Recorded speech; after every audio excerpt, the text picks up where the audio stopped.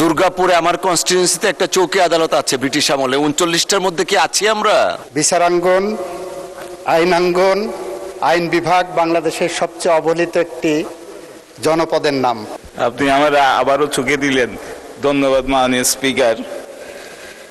আমি মাননীয় সংসদ সদস্য জনাব এনামুল হক চট্টগ্রাম 12 সিদ্ধান্তটাকে প্রস্তাবকে উত্থাপনের জন্য ধন্যবাদ জানাই। এটা একটা যুপোযোগী সিদ্ধান্ত প্রস্তাব।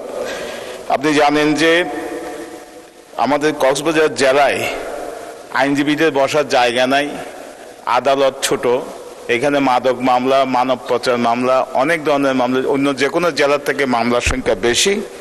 তাই আমি মাননীয় সংসদ সদস্যের সঙ্গে যিনি প্রস্তাব দিয়েছেন একমত পোষণ করে সংশোধনী দিয়েছি। আমার সংশোধনী হলো মূল প্রস্তাবের পরে কক্সবাজার জেলা শব্দাবলী সংযোজন করা হোক। বর্তমানে কক্সবাজার জেলার আদালত ভবন সংস্কার সম্প্রসারণ, নতুন ভবন নির্মাণ করা জরুরি। আইনজীবীদের ভবন সহ আমাদের বসার জায়গা সহ বিচার কার্যের সঙ্গে জড়িতদের অনেক সমস্যা হচ্ছে।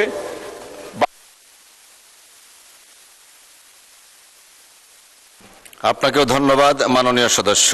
মাননীয় সদস্যবৃন্দ, আমি এখন মূল সিদ্ধান্ত প্রস্তাব এবং তার উপর আনীত সংশোধনীগুলির উপর মাননীয় আইন, বিচার ও সংসদ বিষয়ক মন্ত্রী জনাব মোহাম্মদ আসাদুজ্জামানকে তার বক্তব্য রাখার জন্য আহ্বান জানাচ্ছি।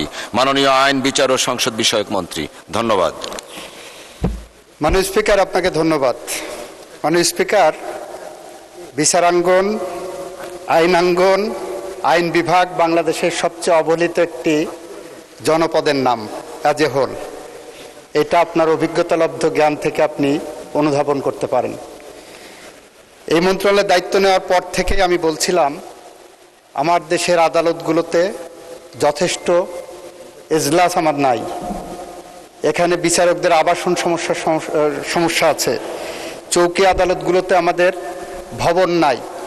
দীর্ঘদিন ধরে আমরা ক্যাবিনেটেও কথা বলেছি এবং গত বাজেটে মাননীয় প্রধানমন্ত্রী বিশেষ বরাদ্দ হিসাবে আমাদেরকে 500 কোটি টাকা অতিরিক্ত বরাদ্দ করেছেন কিছু সমস্যা সমাধানের জন্য। আজকে একজন ধন্যবাদ প্রস্তাবক এবং তার সাথে সংশোধনী প্রস্তাবক 10 জন, 11 জন যে আমার সাথে আমার এই অনুধাবনের সাথে কণ্ঠে কণ্ঠ মিলিয়ে উত্থাপন করেছেন, সেজন্য তাদেরকে বিশেষ ধন্যবাদ জানাচ্ছি।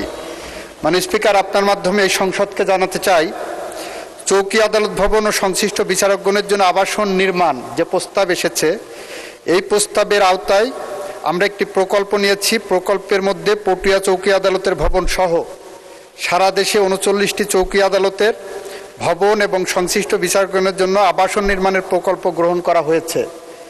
প্রকল্পটি অনুমোদনের লক্ষ্যে পরিকল্পনা কমিশনের ভৌত অবকাঠামো বিভাগে পিইসি সভা অনুষ্ঠিত হয়। উক্ত সভার পর্যবেক্ষণের আলোকে স্থাপত্য অধিদপ্তর কর্তৃক আদালত ভবনের নকশা সংশোধন করে নতুন করে নকশা প্রণয়ন করা হয়েছে।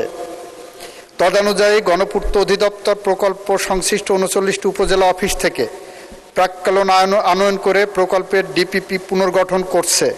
ইতিমধ্যে পটিয়া সহ 26টি উপজেলা অফিস থেকে প্রাক্কলন আনা হয়েছে এবং অবশিষ্ট 13টি উপজেলা অফিসে প্রাক্কলন প্রস্তুতের কাজ চলমান রয়েছে। উক্ত 13টি উপজেলা অফিসের প্রাক্কলন প্রস্তুত সম্পন্ন করা হলে প্রকল্পটি অনুমোদনের জন্য পরিকল্পনা কমিশনে প্রেরণ করা হবে। এই প্রেক্ষাপটে মাননীয় স্পিকার, আপনার মাধ্যমে প্রস্তাবককে অনুরোধ করব তার প্রস্তাবটি প্রত্যাহার করা হোক। ধন্যবাদ মাননীয় আইনমন্ত্রী। সুযোগ একটু আমিও নিতে চাই, মাইকটা একটু লাগান। দুর্গাপুরে আমার কনস্টিটিউয়েন্সিতে একটা চৌকি আদালত আছে ব্রিটিশ আমলে। 39টার মধ্যে কি আছি আমরা? যদি না থাকি 40টা করেন।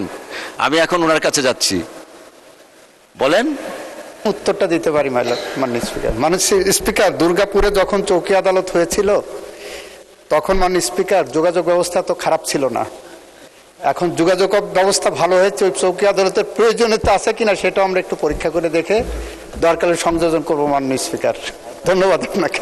Very diplomatic answer, nevertheless thank you. আপনি দেখেন 40-এ আসতে পারেন কিনা প্লিজ। মাননীয় সদস্য জনাব মোহাম্মদ এনামুল হক চট্টগ্রাম 12, আপনার সিদ্ধান্ত প্রস্তাব সম্পর্কে মাননীয় মন্ত্রী যে বিবৃতি দিলেন তার প্রেক্ষিতে আপনি ইচ্ছে করলে প্রস্তাবটি প্রত্যাহার করতে পারেন। মাননীয় স্পিকার, আপনাকে ধন্যবাদ। মাননীয় স্পিকার, আমরা কেউ পৃথিবীতে আজীবন বেঁচে থাকবো না, কিন্তু আমাদের কীর্তিগুলো আজীবন অনাগত প্রজন্মের কাছে বেঁচে থাকবে। আমি আশা করি মাননীয় আইন, বিচার ও সংসদ বিষয়ক মন্ত্রী মহোদয়ের হাত ধরে আমার নির্বাচনী এলাকার জনগণের দীর্ঘ প্রতীক্ষিত জনদাবিটি পূরণ হবার মাধ্যমে মাননীয় মন্ত্রী মহোদয় আজীবন পটিয়াবাসীর হৃদয়ে স্থান করে নেবেন। এই প্রত্যাশা মাননীয় মন্ত্রী মহোদয়ের আশ্বাসের প্রেক্ষিতে আমার আলোচ্য সিদ্ধান্ত প্রস্তাবটি আমি প্রত্যাহার করে নিচ্ছি। মাননীয় স্পিকার, আপনাকে ধন্যবাদ।